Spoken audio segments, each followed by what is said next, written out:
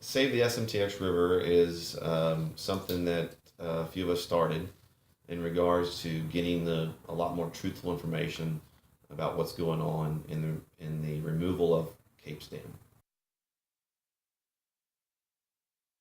The petition we're not moving forward with. The petition it was, but we haven't focused on it because we thought after all the research we've done, we don't need to go out there and get petition to stop something with the amount of evidence that we have that something is wrong with the whole situation of removing Cape Stam. So the petition was a catalyst for us to help get the word and get information out there to tell people that removal of Cape Stam is not in the best interest of the community of San Marcos. Our next step is to continue talking to people and hopefully talking to key people, local, state level, federal level, to really show the true picture of what's going on with previous reports, with the current reports, to documentation that has been altered on permits and falsified to try and to remove a historical structure such as Cape Stam. We hope to get Cape Stam rebuilt or refurbished, and our goal is to keep the water depth above Cape Stam and the mill race what it's historically been with Cape Stam, not what it is currently today, because Cape Stam has been failing, and the water depth has already started to drop. Since the last September flood, the water level just below I-35 has dropped 5 inches simply from a few more rocks falling off the dam. By removing Cape Stam, that's a structure nearly 9 feet tall and over 130 feet long, will drastically reduce the depth above Cape Stam, and the mill race will also go stagnant, and that will become a health hazard, become stagnant, and then you got to talk about mosquitoes and Zika virus, and it's just a whole snowball things effects that will be detriment to removing the historical Cape Stam. The city could really open their eyes and look into what's going on. The city council made a decision to remove Cape Stam off garbage reports and very single-sided few people. They need to open a full investigation of what is really going on and the motives behind removal of Cape Stam, and really think about what the community wants. We started the Save Thompson's Island page that has well over almost 4,500 fans, and several people in the city says that wasn't really credible because it was a fan page.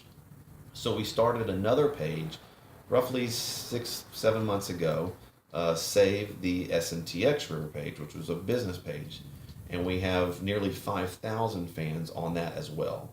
So combined, there's almost 10,000 people that have joined the bandwagon of not in favor of removal of Cape Stam. That I think shows that there's a lot of community involvement that disagree with the decision of removing Cape Stam. Some of the discrepancies, mainly a lot of it is the permit application. The Texas Parks and Wildlife Sand and Gravel permit was signed by our city manager and notarized on May 3rd. But if you look on May 25th through FOIA, Freedoms of Information Act, we've had email threads from U.S. Fish and Texas Parks and Wildlife asking for a change of permit status and change of cubic yards disturbed that would be pulled out. And it went from 1,060 cubic yards to 990, which changes the permit type, which basically doesn't allow notification of the general public.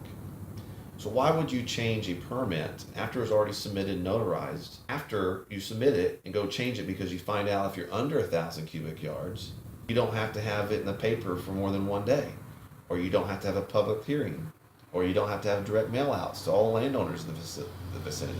Why would you change that if it's just a little bit of public notice? Why back away from that?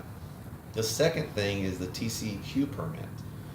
They measure the dam at only 3.7 feet tall, when the dam historically in 1985, when it became eligible for the National Register of Historic Places, measures at 9 feet tall. Today, we still get 9 feet tall. And there is a survey that will be coming out to prove that it is taller than 3.7 feet. But what the importance of that is falls back into the sand and gravel permit. If they went off of a dam measurement of 3.7 and 105 in length, when we have 168 in length and 9 feet tall, that is substantially much bigger than what they are utilizing for the cubic yards of material that would be disturbed. For the TCEQ, that shows that they don't have any jurisdiction.